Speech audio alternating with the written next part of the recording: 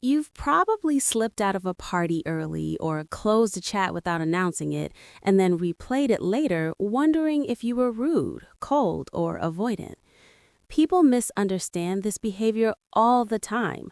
Psychology suggests there's more happening beneath the surface, and it's not about disrespect. It's about how your mind protects energy, manages attention, and keeps you regulated when social moments quietly cross your internal limit. At a deeper level, leaving without saying goodbye can be a smart adjustment, not a flaw. It can signal awareness of your internal state and respect for boundaries. Research often links this behavior to self-regulation and clarity rather than social failure. And when you see it that way, the shame starts to loosen. Think of it as your brain choosing focus over performance. Psychology describes attentional control as the ability to direct limited mental energy where it matters. When a gathering drags on, your attention thins and small talk starts to feel noisy. You might step out without announcements, the same way you put your phone face down to finish a task. A simple micro tool is the quiet exit rule. Decide in advance that once your energy dips, you leave calmly, without explanations. This isn't avoidance, it's conservation, and it reflects maturity in how you handle your limits. Another angle reframes it as emotional regulation, not detachment. Emotional regulation is how you keep feelings from swinging too far. When goodbyes turn into long emotional loops, hugs, promises, updates, it can spike feelings you're trying to settle. Picture leaving work after a long day and wanting stillness instead of another conversation. Your mental model can be clean transitions. Enter fully, exit cleanly, no lingering. This doesn't mean you care less, it means you know what keeps you balanced. There's also self-concept clarity at play, which is how clearly you understand who you are and what you need. Research shows people with clearer self-concepts rely less on external approval. Imagine being at a birthday dinner and realizing you're done.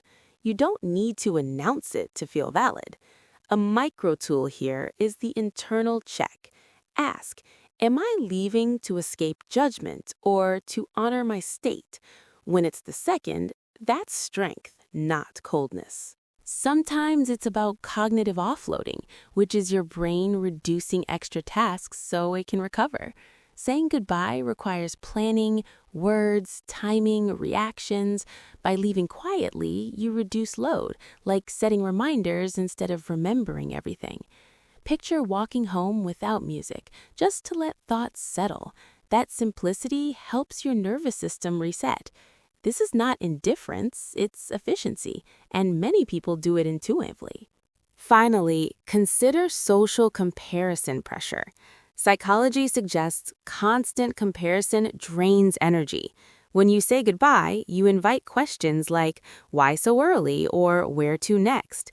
Leaving quietly avoids that spiral. Try the one-line boundary if needed later. I had to head out early. Nothing more. This approach respects your social world without overfeeding it, and it shows confidence in your choices. So if this is you, you're not rude or distant, you're a selective participant, someone who values clarity, regulation, and energy. You know when connection has peaked, and you exit without drama. That identity is calm, self-directed, and emotionally literate.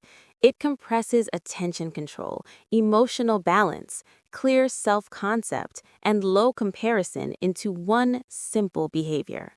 If you want more psychology-based explanations that make everyday habits make sense, subscribe here. This channel is about giving you language for what you already feel so you can move through life with more clarity and less unnecessary guilt.